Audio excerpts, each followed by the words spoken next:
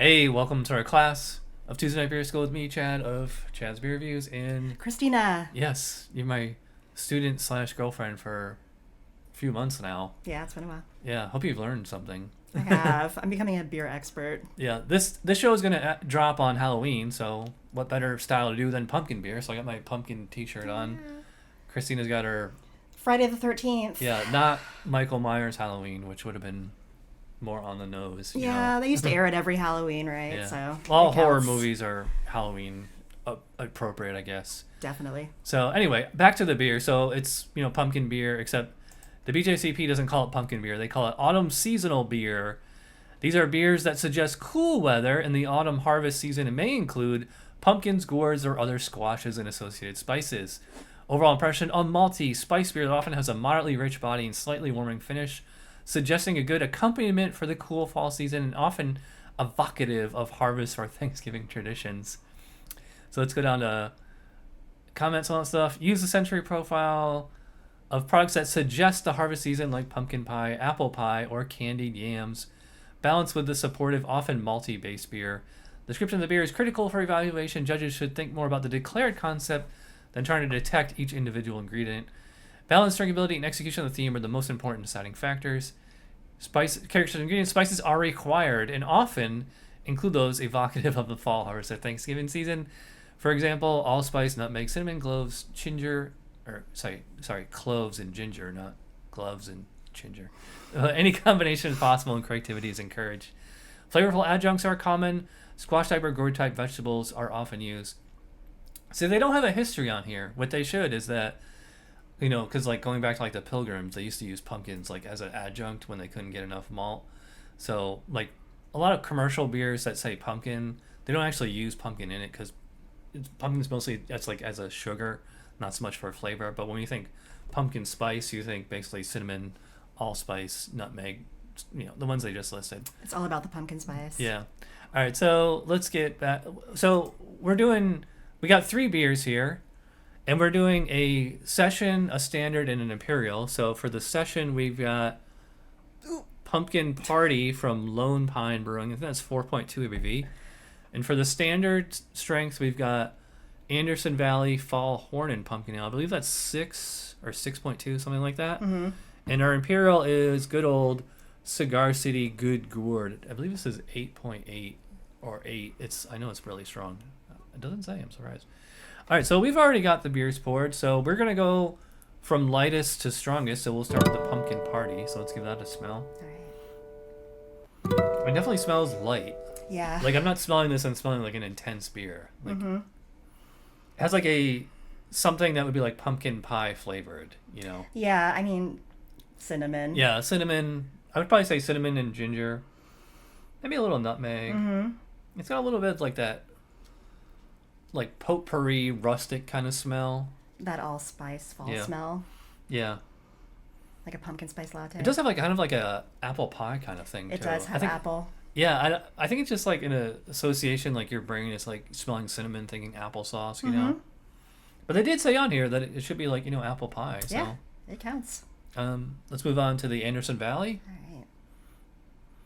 Okay, so this one is more like a bowl of potpourri at your grandma's house, This is a candle. This is a strong Yeah. scent. I'm trying to pick up which, I think like probably clove. Clove. Yeah. I mean cinnamon or ginger too. Yeah, there's ginger in there. So I mean this smells, like I said, this smells more like potpourri and not pump. This does not smell sweet. This smells spicy. Mm-hmm. And for the Good Gourd, all right, this one smells very sweet. I get a lot of I think like brown sugar on this one. Yeah, I pretty much just smell sweetness. It's like brown getting a sugar, vanilla. I think vanilla extract. Oh, it smells sweet. It's almost like a toasted pie crust or something. Oh, yum. All right, so they all smell like pumpkin beers, I would say. Mm-hmm. So let's see. You can tell. Yeah, let's see what the specs say for that. Aroma: malty, spicy, and balanced. A wide range is possible as long as it evokes the harvest theme. I would say that's true of all these. The declared ingredients and concept set the expectation. Hops are often subtle. Yeah, it's true. Because like the spices are doing all the work, not hops. Mm-hmm. Alcohol is often present but smooth and supportive. Well, That's it. Like in the case of strong beers, like Good Gourd, maybe like a tiny little bit of alcohol in there. The components should be well integrated and create a coherent presentation. See flavors section. All right, so yeah, spreadsheet up. All right, so for the pumpkin party, it's a light pumpkin beer, but I mean it's still within those guidelines. I'm thinking 9 or 10. I'll start with a 9. What do you think? I was gonna give that one a 12. 12. Yeah. Such a generous judge. I'm a pumpkin spice connoisseur, and it's like nailing it. The Anderson Valley, I would say that's just all up in your nose potpourri. I think I'm gonna give that one a 9 as well. My only complaint is that it smelled like too much like potpourri and not enough like pumpkin. Yeah, I could see that. I'll penalize it a little bit. I'll give that one an 11. Okay. And the Good Gourd, yeah, that just smells like pumpkin pie, you know. When all other flavors, vanilla, brown sugar. Yeah. I'm gonna go high on this one. I'll go 11. What do you think? I was gonna do a 10 on this one. 10. Yeah. I get a lot of sweetness, but not a lot of other stuff. Pumpkin spice, I should say. Mm-hmm. All right, so for appearance, the Anderson Valley is clearly it almost looks black on camera. It is not. It is like a dark red. Yeah. Pumpkin Party is kind of like a dark amber, and the Good Gourd is kind of like a hazy, light brown. It's very hazy. Well, it might just be condensation on the cup. These all had pretty big heads when I poured them, and they're still actually. The problem is these plastic cups aren't really good at holding the head, but they're all in that kind of amber orange color. Mm-hmm.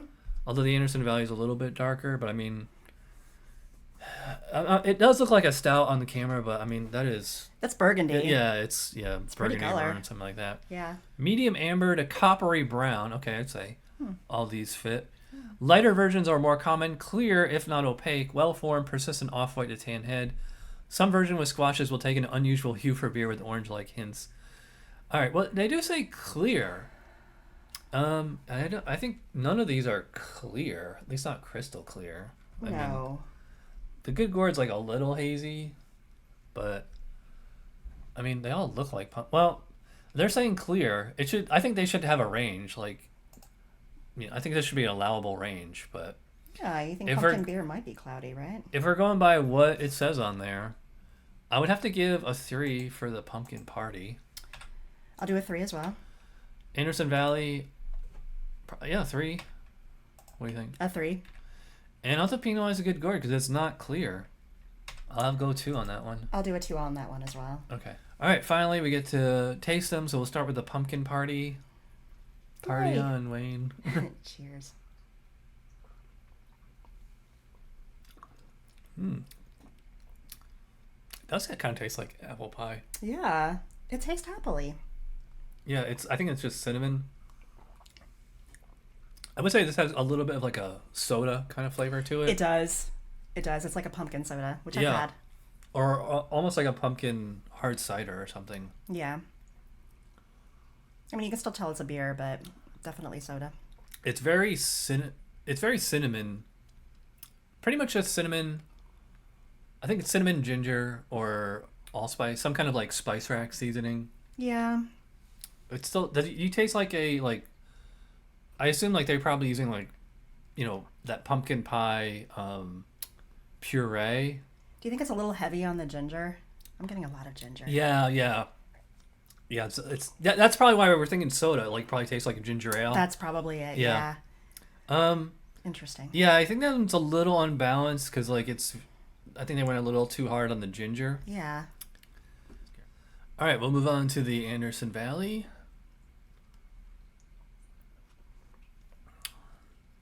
Ooh, that's night and day. Yes. This one is, that's like licking or like taking a handful of that potpourri at your grandma's house, Yeah. What flavors do you get? The other one was heavy on ginger. This one's heavy on clove, I would say. Getting cinnamon, of course. Yeah, I definitely agree. Clove. A little bit of like, it's almost like burnt brown sugar or like burnt vanilla extract or something has like this Yeah. Remember I said like there's almost like a little bit of like a roasty kick. I mean that just might be like roasted pumpkin that they use in it. Mm-hmm. I don't know. Yeah, it's kind of like a chicory taste, right? Mm. Yeah.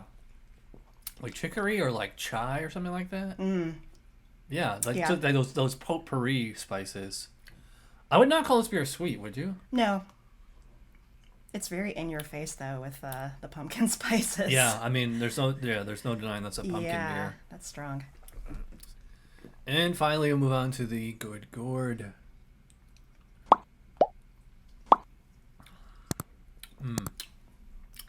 I'd say big vanilla on this one. Yeah. Brown sugar. This one is clearly like they're going for like pie in a glass kind of flavor. Yeah. It's very sweet. It is very sweet. In fact, it's so sweet that it seems to be like a little lacking on spice. I mean, there's an essence of cinnamon. It's not as intense as the Anderson Valley. Are you getting any clove or ginger? Yeah. There like it starts off sweet and then kind of like on the finish and the aftertaste there's like a kind of a clove kind of gingery spiciness, a little bit I will say I get a little heat, a little warmth. Yeah. I don't know if that's from the ginger or the alcohol or both. So I know they use says cinnamon, allspice, cloves, nutmeg, and vanilla. Yeah, so I mean Definitely vanilla. yeah, this is 8.8 by the way. Mm. Yeah, this one's the sweetest of the three.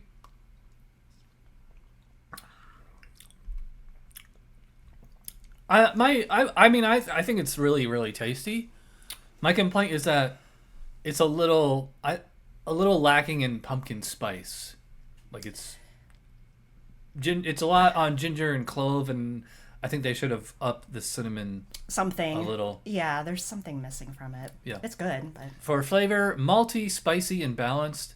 Allow for brewer creativity in meeting the theme objective. Warming or sweet spices common. Yep. Rich, toasty, malty flavors are common. See, they say common, not required. Mm-hmm. And may include caramel, toasted bread, or pie crust, biscuit, or nut flavors. May include distinctive sugar flavors like molasses, honey, or brown sugar. Yep. I think I got a little bit of molasses on the Anderson Valley and like brown sugar on the Cigar City. yeah.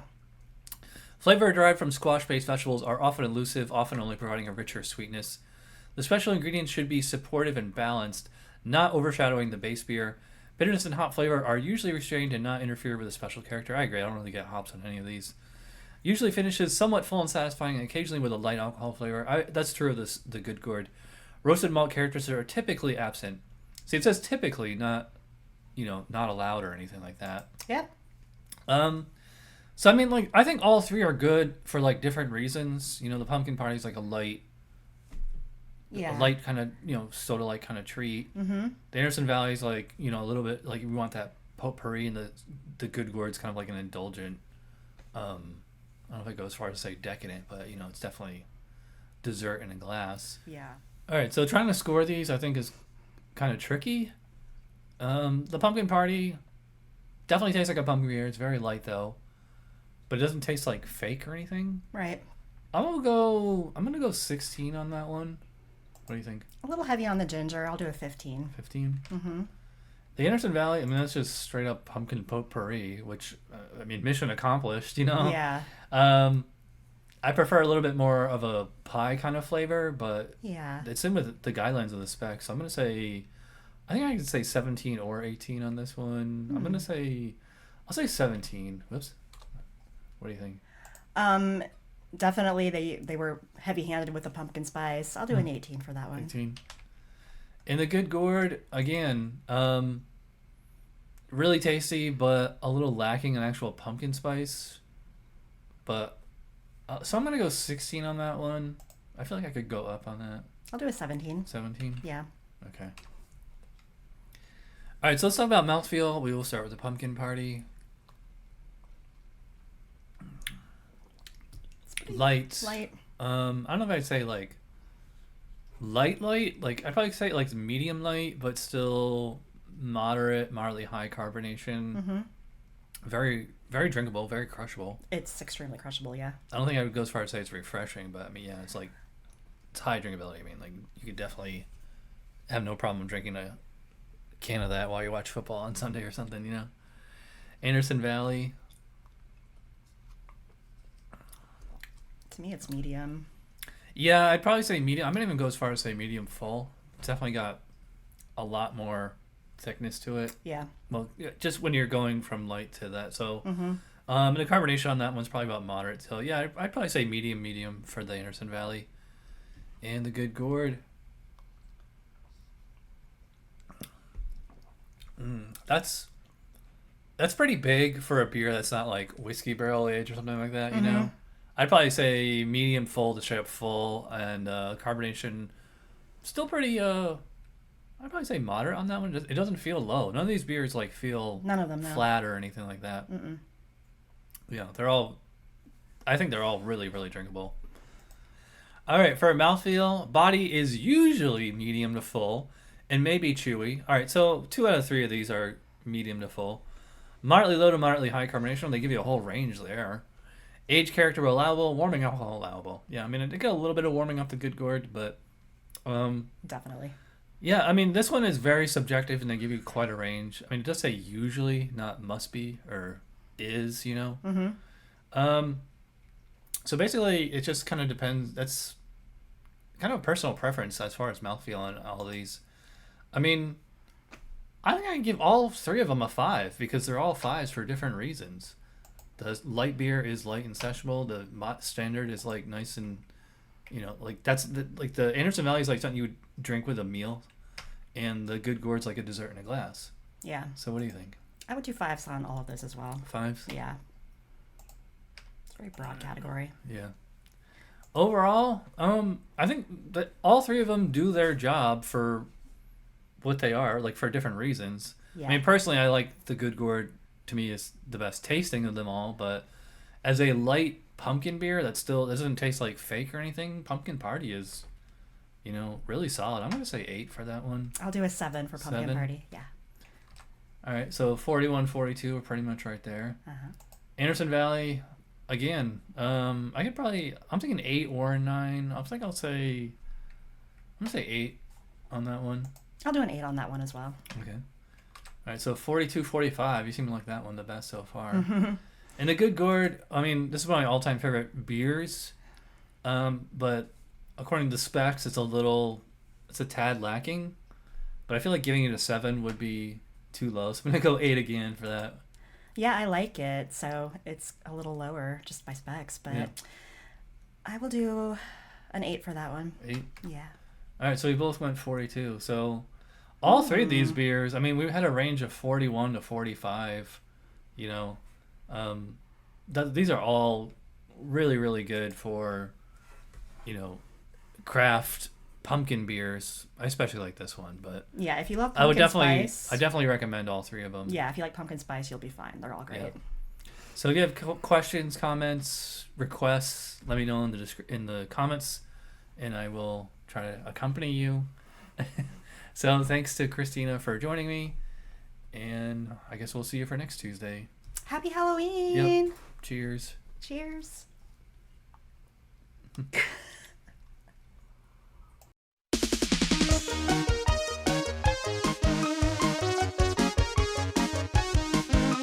Somebody brewed it. Chad just reviewed it. Thanks for watching Chad's Beer Reviews. Trust me, the next episode will be a lot better.